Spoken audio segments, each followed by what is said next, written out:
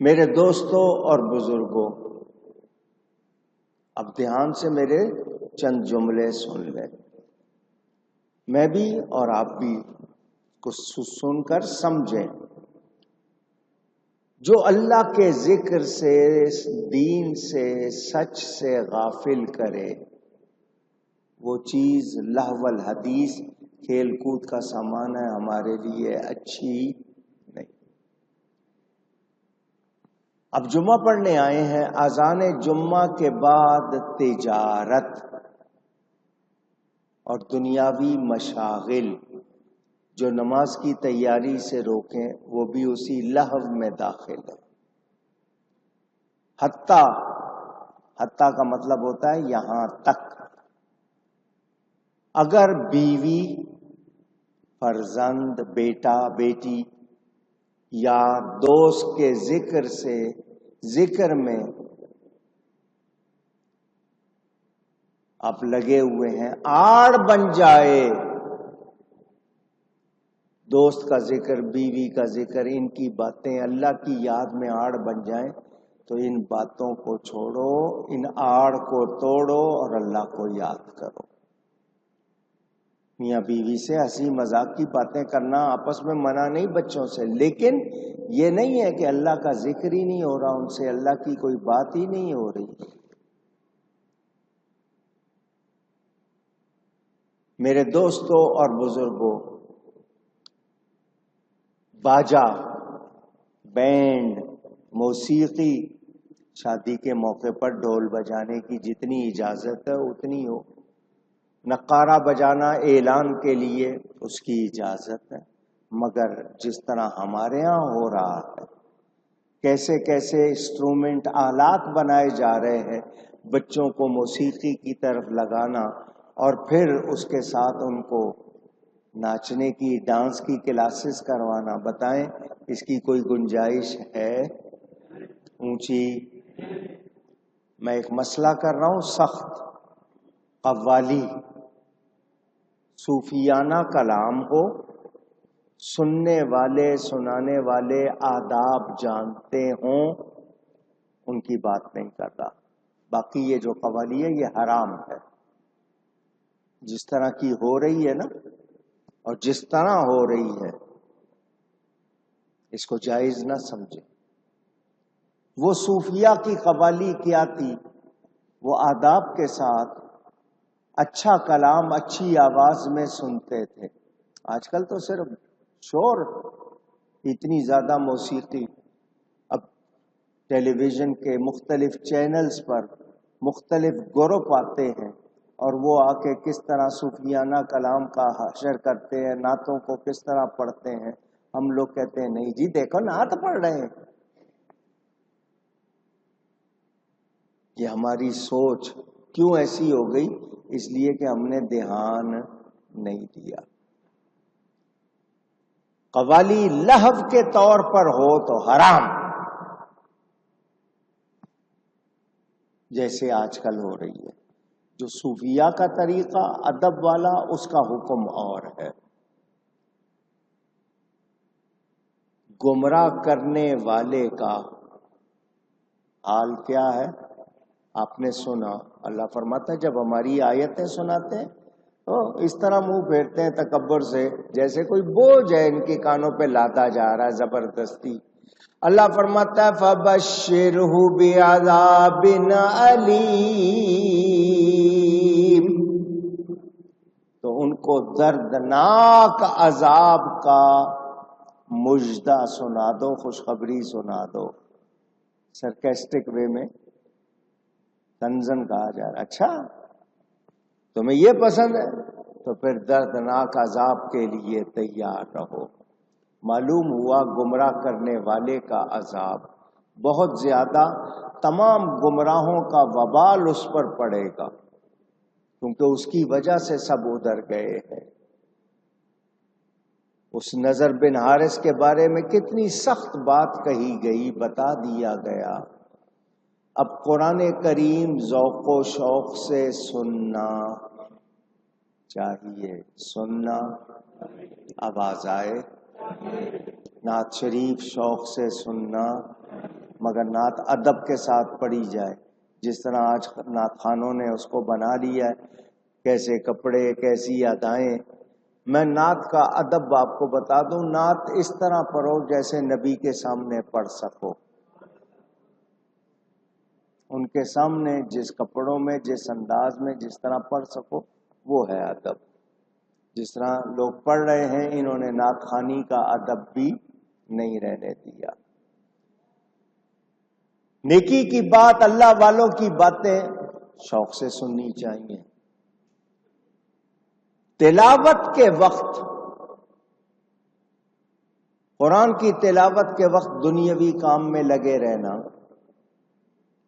اذان ہو رہی ہے اذان کی پرواہ نہ کرنا، یہ مسلمان کا کام۔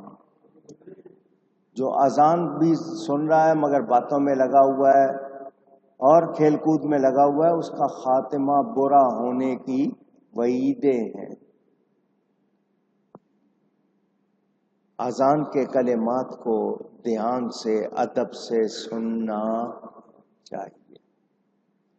تلاوت قرآن ہو رہی ہو تو اس کا سننا فرض کفایہ ہے۔ جہاں لوگ قرآن شریف سننے پر مجبور ہوں، ان کو زبردستی کہا جائے کہ سنو، یہ بھی طریقہ درست نہیں ہے۔ ایسی جگہ پر بلند آواز سے تلاوت نہ کریں، آپ کو کرنی ہے آپ کر لیں، مگر ان کو مجبور نہ کریں۔ اور جہاں ضروری ہے وہاں سب کو سننا چاہیے، ہو رہی ہے مسجد میں ہے، کہیں اور محفل میں ہو رہی ہے، تو پھر سب کو دھیان سے سننا چاہیے۔ تلاوت قرآن کے اگر احکام ہیں تو تعلیم قرآن کے بھی احکام ہیں، قرآن سکھانے کے بھی احکام۔ میں مدرسوں میں مقرر کیے جانے والے یا خود مدرسہ کھول کے بیٹھ جانے والے ان استادوں سے کوئی دلچسپی نہیں رکھتا جو بچوں کو مار کر قرآن پڑھاتے ہیں، مجھے بالکل پسند نہیں۔ اب بچوں کو ماریں گے، ان کو قرآن سے کبھی محبت نہیں ہوگی۔ پیار سے پڑھائیں۔ ہاں جہاں سختی، معمولی سی تادیب کی ضرورت ہے، طریقے، لیکن خبریں آتی ہیں استاد نے اتنا مارا بچہ بے ہوش ہو گیا، یا گاؤں میں باندھ دیتے ہیں، یا جس طرح وہ جنگلی ہو جاتے ہیں مارتے ہوئے، یہ بالکل درست بات۔ میں نے یہاں جو ہمارے اساتذہ ہیں سختی سے منع کیا ہوا ہے، معمولی سی سزا، تاکہ بچہ شرارت کر رہا ہے اسے روکنے کے لیے، یا غلطی کر رہا ہے اس کی بات، اور مرغا نہیں بنانے دیتا، میں مارنے نہیں دیتا۔ میں نے کہا میں پٹواؤں گا تمہیں، اگر تم نے بچوں کو مارا تو تمہیں پٹواؤں گا۔ اس طرح بچوں کو محبت نہیں ہوگی قرآن سے۔ اتنے پیار سے پڑھاؤ کہ وہ خود شوق سے آئیں پڑھنے کے لیے۔ یہی استاد جب گھروں میں جا کے ٹیوشن پڑھاتے ہیں تو آرام سے پڑھاتے ہیں، ان کے پاس آؤ تو پٹائی کرتے ہیں۔ یہ کیا طریقہ ہے؟ جہاں پیسے مل رہے ہیں وہاں پر جناب آپ کا رویہ بدل رہا ہے۔ دین سکھاؤ بچوں کو اچھی انداز میں، اچھی طرح دوستوں سے بات کرو۔ اب وہ کرخت لہجے میں صرف ان کو عذابی کی باتیں سناؤ گے، دوزخ میں جاؤ گے، دوزخ میں وہ کہے گا اگلا یار انہوں نے تو ڈرانا ہی ہے، چل کہیں اور چلتے ہیں۔ اور ڈرانے کا بھی انداز ہو، انذار بھی ہے، ڈرانا بھی ہے، اللہ کے عذاب سے ڈرانا بھی ہے، مگر اس کا بھی طریقہ، بات کس طرح کرنی چاہیے۔ تو وہ لوگ جنہیں دین کی، اللہ کی باتیں سننا پسند نہیں، فرما دیا ان کے لیے کیا ہے؟ دردناک عذاب ہے۔ کیا ہے؟ اب آپ نے یہ سورہ لقمان شروع ہوئی، پہلے آپ نے سنا کہ یہ حکمت والی کتاب، قرآن کریم حکمت والی کتاب کی آیتیں، حکمت سے مراد دانائی، سمجھداری۔ ہدی و رحمت للمحسنین، یہ ہدایت اور مہربانی ہے، رحمت ہے نیکوں کے لیے۔ پھر جو نماز قائم رکھیں، زکوٰۃ ادا کریں، آخرت پر یقین رکھیں، وہی نیک ہیں، جو اللہ کی طرف سے ہدایت پر ہیں، اور وہی کامیاب ہوں گے۔ پھر آپ نے سنا، اور کچھ لوگ جو کھیل کی بات خریدتے ہیں کہ اللہ کی راہ سے بہکا دیں بے سمجھے اور اسے ہنسی بنا لیں، ان کے لیے ذلت کا عذاب۔ پھر میں جمع ہماری آیتیں پڑھی جائیں اور وہ تکبر سے، جس کو آپ اردو میں غرور کہہ لیتے ہیں، وہ ایسے پھیرتے ہیں کان جیسے سنا ہی نہیں، جیسے ان کے کانوں میں کوئی بوجھ ہے، تو اسے خوشخبری دے دیں دردناک عذاب کی۔ یہ آپ نے سن لی۔ آئیے اب ایمان والوں کی باتیں سنیں، اگلی آیت سنیں۔ اللہ تعالیٰ ارشاد فرماتا ہے، ان الذین آمنوا وعملوا الصالحات لهم جنات النعیم۔ ان کا ذکر سن لیا کہ ان کے لیے دردناک عذاب۔ اب سنیں کہ بے شک وہ لوگ جو ایمان لائے اور اچھے کام کیے، ان کے لیے نعمتوں والی جنت، چین کے باغات ہیں۔ کون سے باغ؟ جس میں وہ آرام کریں گے، عیش کریں گے، چین کریں گے۔ خالدین فیہا، ہمیشہ ان میں رہیں گے، کوئی کرایہ نہیں، کوئی بل نہیں، کوئی بجلی، کوئی ٹیکس، کوئی پریشانی نہیں ہے، کوئی نکال نہیں سکتا، ہمیشہ ان میں رہیں گے۔ وعد اللہ حقا، یہ کوئی گورنمنٹ آپ کی پاکستان کی، کسی دنیا کے کسی ملک کی حکومت کا وعدہ نہیں ہے کہ بس وعدہ ہی وعدہ ہے، یہ اللہ کا وعدہ ہے اور سچا ہے۔ وَهُوَ الْعَزِيزُ الْحَكِيمُ، اور وہی عزت اور حکمت والا۔ دوسروں کا ذکر سن لیا، جو اللہ کی باتیں نہیں سنتے، اللہ کا کہنا نہیں مانتے، اللہ کی راہ سے ہٹتے یا ہٹاتے ہیں، ان کے لیے ذلت کا عذاب، دردناک عذاب ہے بتایا گیا۔ اب فرمایا ایمان لے آؤ، ایمان لا کے کرو نیک کام، تو بدلے میں کیا ملے گا؟ جنت۔ ختم ہونے والی زندگی کی جگہ کیا ملے گا؟ ہمیشہ رہنے والی زندگی۔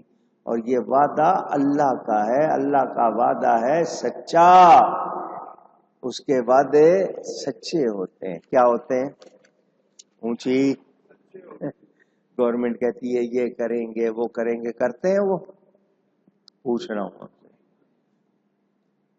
ہم آپ کو روٹی بھی دیں گے، کپڑا بھی دیں گے، مکان بھی دیں گے، جیل میں ڈال دیتے ہیں، کہتے ہیں یہاں روٹی بھی مل رہی ہے، کپڑا بھی مل رہا ہے، مکان بھی مل رہا ہے، یہ بنا کے دیں گے وہ بنا کے دیں گے، کچھ دیا کبھی؟ جب سے آئے ہیں آپ سے ہر دوسرے دن بس نہیں چلتا کہ روز ہی ریٹ بڑھا دیں۔ کیا حال کر دیا بجلی کے بلوں کا، سڑکوں کا حال دیکھ لو، صحت کا حال دیکھ لو، غذا کا حال دیکھ لو، چوری چوری چوری، سب کے سب چوری کھانے میں لگے ہوئے۔ سمجھ رہے ہیں کوئی کہ سوچ رہا ہوگا میں نے 1 ارب کما لیا، کوئی سوچ رہا ہوگا 2 ارب کما لیا، 10 ارب کما لیا۔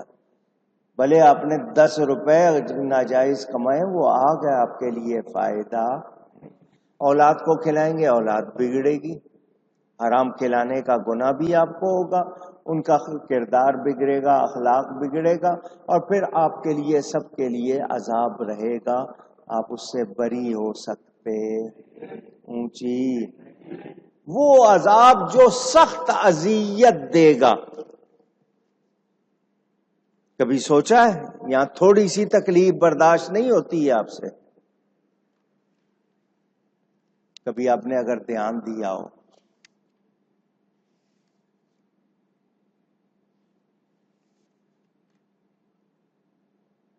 درد ہو جائے سر میں یا جسم کے کسی حصے میں اور ٹھیک نہ ہو رہا ہو تو کیا حال ہوتا ہے؟ پوچھ رہا ہوں۔ آپ کو اس وقت کہیں جانا، کسی سے بات کرنا، کسی سے ملنا اچھا لگتا ہے؟ دردناک عذاب، اذیت والا، سوچو۔ یہ 4 پیسے جو حرام کے کھا رہے ہو یہ تمہارے لیے اچھے، اس سے تمہارے اندر جو خون بنے گا اس خون کے سے اپنے پورے جسم کو اس میں گھومے گا، خیال بھی خراب ہوں گے، سوچیں بھی خراب ہوں گی، طبیعت بھی خراب ہوگی، گناہ بھی رہے گا۔ اللہ تعالی ہمیں نیک عمل کرنے کی توفیق عطا فرمائے۔ اللہ نے فرمایا بے شک وہ لوگ جو ایمان لائے، انہوں نے تو آیتیں سننا پسند نہیں کی نا، جو ایمان لائے اور نیک کام کیے ان کے لیے انعام کیا ہے کہ وہ ہمیشہ ہمیشہ ہمیشہ ہمیشہ جنت میں رہیں گے۔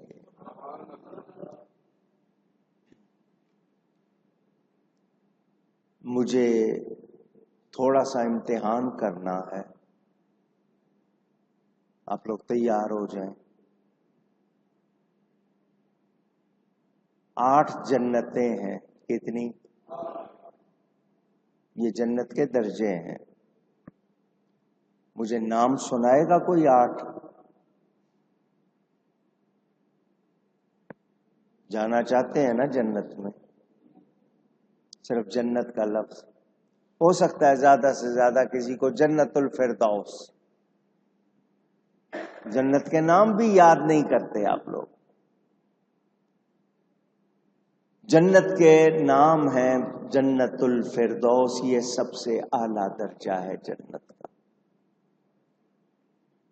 پھر جنت عدن، عین دال نون عدن، جنت نعیم، جنت الخلد، جنت الماوا، دار القرار، دار السلام، دار الجلال۔ پھر سنا دوں، کافی ہے۔ جنت الفردوس، جنت النعیم، جنت عدن، جنت خلد، جنت الماوا، دار القرار، دار السلام اور دار الجلال۔ اب صرف جنت بھی کہیں، جنت کے ویسے معنی باغ کے ہوتے ہیں۔ یہ جنت اللہ نے بنائی ہے، اس میں 100 درجے ہیں۔ کتنے؟ دروازے کتنے؟ 8۔ درجے کتنے؟ 100۔ ایک درجے سے دوسرے درجے کے درمیان اتنا ہی فاصلہ جتنا زمین اور آسمان کے درمیان فاصلہ۔ درجہ بڑھے گا تو نعمتوں میں اضافہ۔ سب سے کم درجے والا جو جنتی ہے اس کو بھی 70 حوریں ملیں گی۔ درجے بڑھ جائیں گے۔ آپ اپنی زمین میں گھوڑا دوڑاتے رہیں صبح سے شام تک سواری کے لے کر بھی، آپ کی زمین ختم۔ کیسے باغ ہیں، کیسی خوشبو ہے، کیسی غذائیں ہیں۔ میں نے ایک مرتبہ جنت پر پوری تقریر کی تھی، یہاں 2-2.5 گھنٹے آپ کو جنت کی باتیں سنائی۔ میرے دوستوں اور بزرگوں، فارسی میں بہشت بھی کہتے ہیں، اشت بہشت، 8 جنتیں، پیراڈائز، ہیون، یہ مختلف نام لوگوں نے رکھے ہیں۔ قرآن میں جنت اور جمع جنات و عدن بتایا گیا۔ میرے دوستوں اور بزرگوں، اللہ تعالی بہشت کی نعمتوں کا وعدہ کر رہا ہے اور اس کا وعدہ سچا ہے۔ اللہ سے زیادہ سچا کوئی اور۔ ومن اصدق من اللہ قیلا، اللہ سے زیادہ سچی بات کس کی؟ ومن اصدق من اللہ حدیثا، اللہ سے زیادہ سچی بات کون؟ اللہ ہی کی بات۔ میرے دوستوں اور بزرگوں، بتا دیا کہ ایمان لاؤ گے، نیک عمل کرو گے تو سچا وعدہ ہے جنت دیں گے۔ کب؟ جب ایمان لاؤ گے اور ایمان لا کر نیک کام، اچھے کام کرو گے۔ اللہ کے وعدے میں کوئی نقص نہیں، نہ اس کے خلاف ہوتا ہے، اور اس کے کام میں کوئی لاف گزاف، یہ وہ، اگرچہ مگرچہ، چونکہ چنانکہ، ایسا ویسا نہیں۔ اللہ کی باتیں بدلتی، جس کا وعدہ سچا ہے اس کے پیچھے نہیں جاتے، لاٹری کے پیچھے چلے جاتے ہیں جہاں کچھ پتہ ہی نہیں ہے۔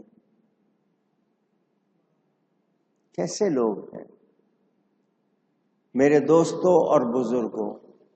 تو لہو الحدیث، یہ رقص و سرود، شراب شباب، گانا بجانا وغیرہ، ڈول ڈمکا، اس میں نہ جاؤ، اس میں آئیے آپ کو کچھ باتیں اس حوالے سے اور سنا دوں، ہو سکتا ہے آپ کی سمجھ میں پوری طرح بات نہ آئی ہو، سنا دیتا ہوں۔